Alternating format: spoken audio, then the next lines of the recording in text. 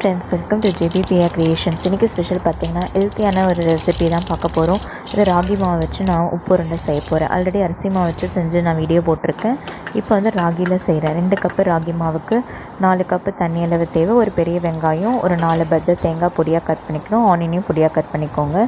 கடாயில் எண்ணெய் ஊற்றி எண்ணெய் காஞ்சதுக்கப்புறமா கடுகு 1 ஸ்பூனு, உளுந்து 1 ஸ்பூனு, கடலைப்பருப்பு 1 ஸ்பூனு, கருவேப்பிலை, ஆனியனு இதெல்லாம் போட்டு நல்லா வதக்கினதுக்கப்புறமா தேங்காவையும் போட்டு வதக்கிக்கோங்க. அதுலேயே காரத்துக்காக நான் வந்து காஞ்ச மிளகாவை மிக்சியில் வந்து அரைச்சி சில்லி ஃப்ளேக்ஸ் எடுத்து வச்சுருக்கேன். அதை எடுத்து நான் ஒரு 2 ஸ்பூன் போட்டுக்கிறேன் காரத்துக்கு. உப்பு தேவையான அளவு போட்டு தண்ணி 2 கப் மாவுக்கு 4 கப்பு தண்ணி வச்சுருக்கேன் நான். அது நல்லா கொதித்து வந்ததுக்கப்புறம் மாவு போட்டு நம்ம நல்லா கிளறிடணும். தண்ணி ஃபுல்லாக வற்றினதுக்கப்புறமா நம்ம ஆறுனதுக்கப்புறமா கையை விட்டு நல்லா பிசையணும். நம்ம கையில் கொஞ்சம் எண்ணெய் தடவிக்கோங்க. அப்போ தான் வந்து கையில் ஒட்டாமல் வரும் ராகின்றதுனால. அதுக்கப்புறம் வந்து நம்ம பால் மாதிரி பண்ணிக்கணும். ஏன்னா உப்பு உருண்டை இல்லையா, ஸோ அதனால் இல்லை நீங்கள் வேறு எந்த ஷேப் வேணால் கூட நீங்கள் ட்ரை பண்ணலாம். நான் வந்து பால் மாதிரி தான் பண்ணியிருக்கேன்.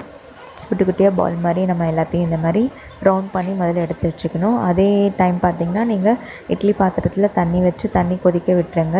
ஏன்னா தண்ணி நல்லா கொதிச்சதுக்கப்புறமா தான் நம்ம இதை ஸ்டீம் பண்ணி எடுக்கணும். ஸோ நான் இட்லி பாத்திரத்தில் தண்ணி வச்சு அது நல்லா கொதித்து வந்ததுக்கப்புறமா அதுக்குள்ளே இந்த பாலை ரெடி பண்ணி வச்சுக்கிறேன். ஸ்டீம் பண்ணுறதுக்கு எடுத்து வைக்கிறேன். ஸ்டீம் பண்ணுறதுக்கு பார்த்திங்கன்னா ஒரு 15 to 20 மினிட்ஸ் போதும் மீடியம் ஃப்ளேமில். ஆல்ரெடி வந்து நம்ம சுடு தண்ணியிலே நம்ம மாவை கலர்னதுனால அதுலேயே பாதி வெந்துட்டுருக்கோம். ஸோ மீதி ஒரு 60% வேகிறதுக்கு தான் நம்ம ஸ்டீம் பண்ணுறோம்.